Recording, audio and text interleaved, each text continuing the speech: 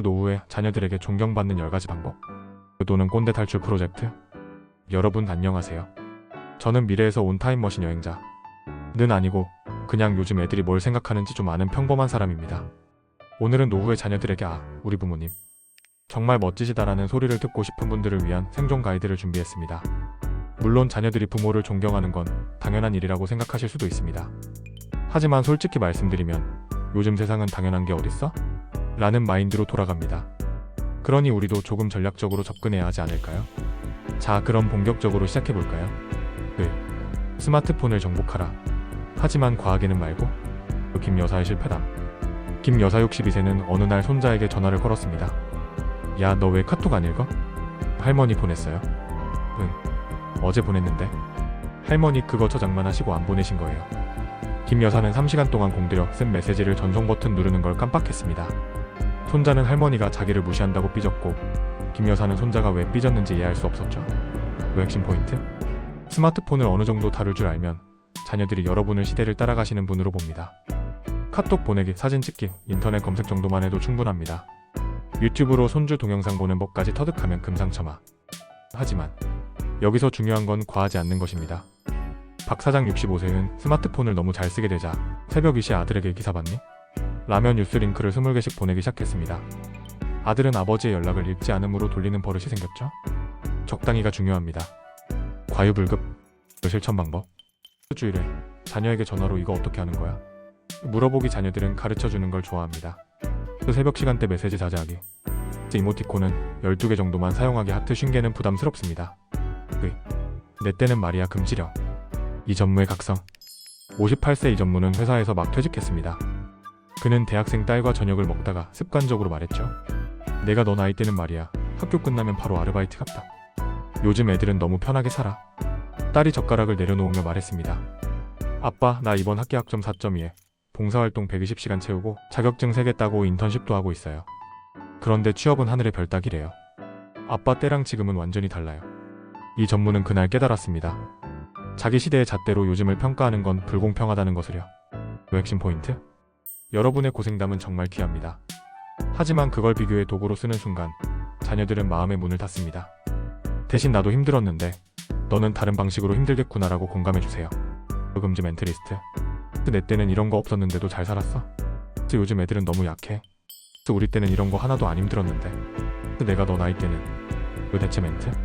요즘은 그게 힘들구나. 어떤 게 제일 어려워? 우리 때랑은 다른 어려움이 있겠네. 그래도 넌 잘 해내고 있어. 3. 건강관리는 최고의 효도. 최 사장의 깨달음. 67세 최 사장은 당뇨병이 있는데도 관리를 안 했습니다. A 정도야라며 단 것도 마음껏 먹고 운동도 안 했죠. 어느 날 저혈당으로 쓰러졌고 딸이 급히 병원에 데려갔습니다. 딸은 병원 침대 옆에서 울면서 말했죠. 아빠가 건강 안 챙기시는 게 제일 불효해요. 아빠가 편찮으시면 제 마음이 찢어져요. 최 사장은 그날 깨달았습니다. 자기 건강을 지키는 게 바로 자녀에 대한 사랑이라는 걸요. 핵심 포인트? 자녀들이 가장 두려워하는 건 부모님의 건강 악화입니다. 건강하게 오래 사는 것, 그게 바로 최고의 효도를 받는 방법입니다. 실천 방법. 정기검진 빠짐없이 받기. 약 처방받으면 꼬박꼬박 먹기. 주 3회 이상 가벼운 운동하기. 산책도 충분합니다. 건강한 식습관 유지하기. 그리고 이걸 자녀들에게 자랑하세요. 나 오늘 3km 걸었어. 병원 검진 받고 왔는데 의사가 건강하시다고 했어. 자녀들은 이런 소식을 들으면 정말 기뻐합니다. 의사. 경제적 독립 유지하기. 정보장의 제 63세 정보장은 퇴직 후 연금과 적금으로 생활비를 마련합니다. 자녀들에게 손 벌리는 대신 가끔 용돈을 주기도 하죠. 물론 부담 안 되는 선에서요. 명절 때 아들이 말했습니다. 아버지, 제가 생활비 좀 드릴까요? 아니라. 아빠는 아직 건강하고 관리만 잘하면 충분히 살 수 있어? 너는 내 가정 잘 꾸리면 돼. 아들은 아버지가 더 존경스러워졌습니다. 핵심 포인트? 경제적으로 자립하는 것은 존경받는 부모의 핵심 조건입니다. 자녀들도 생활하기 빠듯한 시대에 부모가 독립적이면 그 자체로 큰 힘이 됩니다. 주의사항. 이건 돈 많이 벌어서 자녀 주라는 얘기가 아닙니다. 그냥 여러분이 여러분 인생을 살 수 있는 정도의 재정만 유지하면 됩니다. 그리고 자녀에게 경제적 부담을 주지 않으면서도 가끔 작은 선물이나 밥값 정도는 내줄 수 있다면 금상첨화입니다. 절대 하면 안 되는 것. 자녀들 몰래 빚내기. 나중에 유산으로 줄게라며 현재 경제적 지원 요구하기. 투자 실패를 자녀에게 떠넘기기. 또 자녀의 인생은 자녀가 선택하게 하기. 그 강 여사의 실수와 회복. 60세 강 여사는 아들이 미술을 전공하겠다고 했을 때 반대했습니다. 미술로 어떻게 먹고 살아? 의대가? 아들은 어머니의 반대를 무릅쓰고 미술대학에 갔고 지금은 그래픽 디자이너로 성공적인 삶을 살고 있습니다. 하지만 어머니와의 관계는 서먹해졌죠. 어느 날 강 여사가 용기를 내서 말했습니다. 아들아, 엄마가 미안하다. 내 꿈을 인정하지 않았던 것. 지금 보니 내가 정말 잘 선택했구나. 네가 행복해 보여서 엄마가 더 행복하다.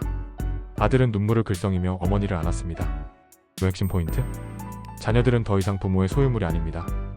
그들은 독립적인 인격체입니다. 여러분의 바람과 자녀의 행복이 다를 수 있다는 걸 인정하세요. 그 존중해야 할 선택들. 그 직업 선택.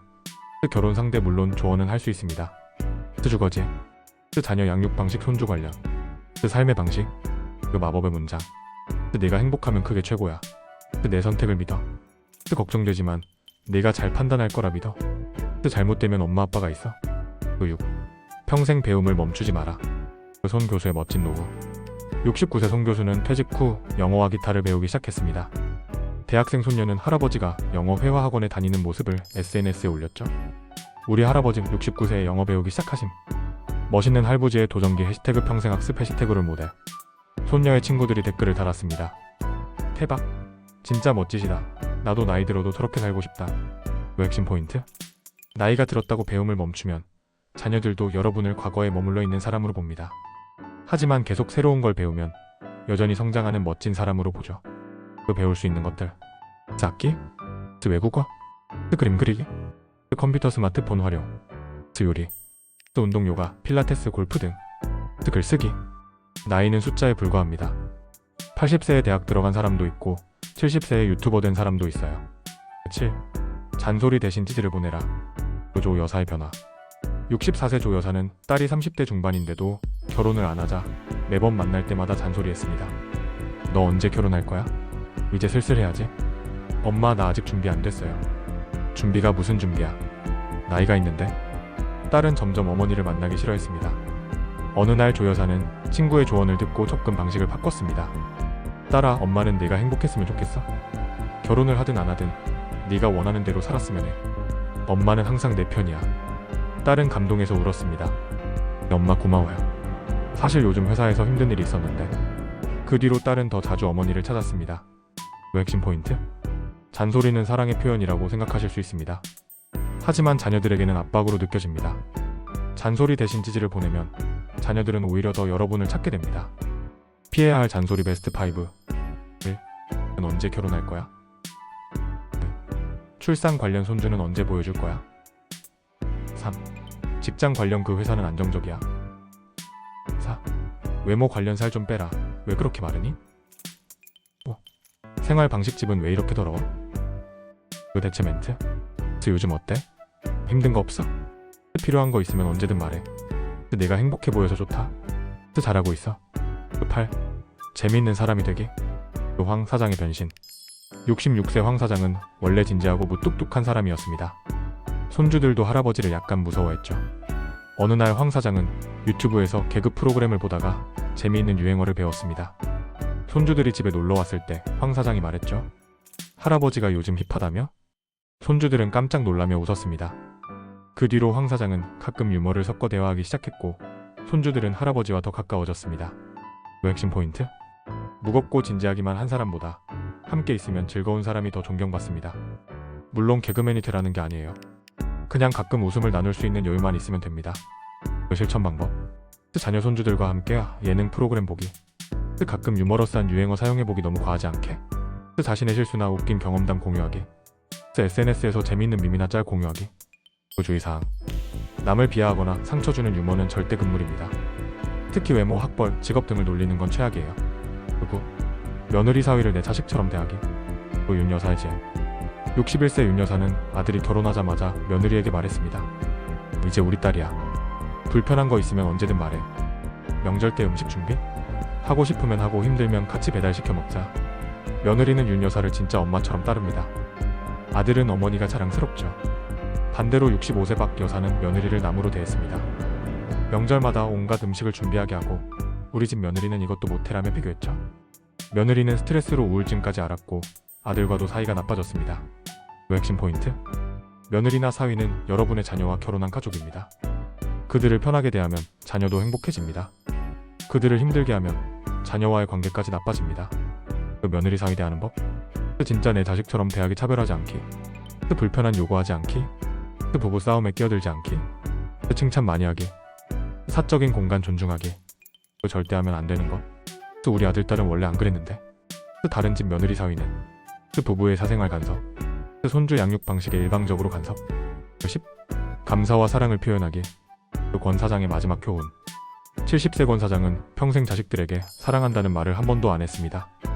마음속으론 사랑했지만 표현이 서툴렀죠. 어느 날 건강검진에서 큰 병이 발견됐습니다. 갑자기 인생이 유한하다는 게 느껴졌죠. 권 사장은 용기를 내서 자식들을 불러 모았습니다. 아빠가 평생 말 못했는데 정말 사랑한다. 그리고 고맙다. 너희가 아빠 자식으로 태어나줘서. 자식들은 모두 울었습니다. 아빠, 우리도 사랑해요. 권 사장은 다행히 치료가 잘 돼서 회복했고 그 뒤로는 자주 사랑한다, 고맙다고 말합니다. 자식들은 아버지가 더 좋아졌습니다. 핵심 포인트? 동양 문화에서는 감정 표현이 서툰 경우가 많습니다. 특히 나이 드신 분들은 더욱 그렇죠. 하지만 사랑과 감사는 표현해야 전달됩니다. 그 표현 방법. 말로 표현하기. 사랑한다. 고맙다. 자랑스럽다. 미안하다 잘못했을 때. 행동으로 표현하기. 자녀가 좋아하는 음식 해주기. 손편지 쓰기. 작은 선물 주기. 포옹하기. 자주 표현하기. 처음엔 어색할 수 있습니다. 하지만 계속하다 보면 자연스러워져요.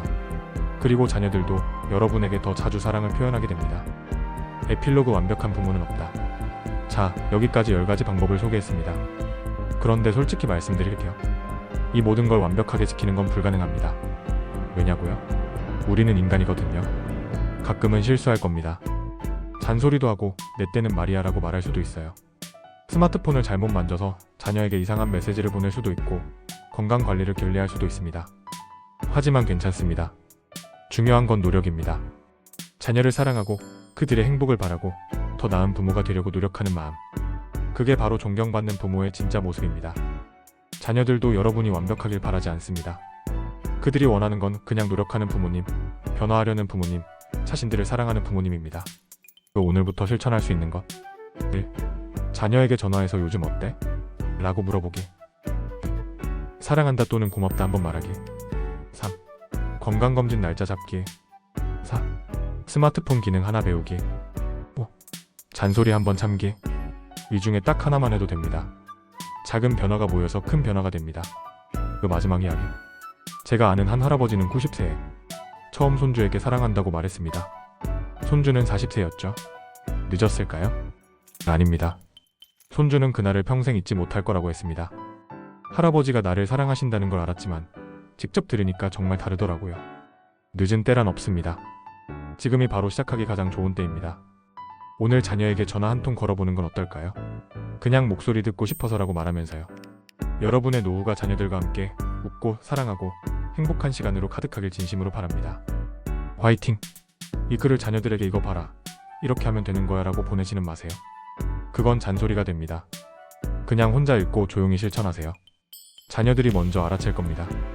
혹시 이 글을 읽는 당신이 자녀라면? 이 글을 부모님께 돌려서 엄마 아빠 이거 재밌어요 라고 가볍게 공유해보세요. 누가 알아요? 작은 변화의 시작이 될지. 구독과 좋아요 부탁드립니다.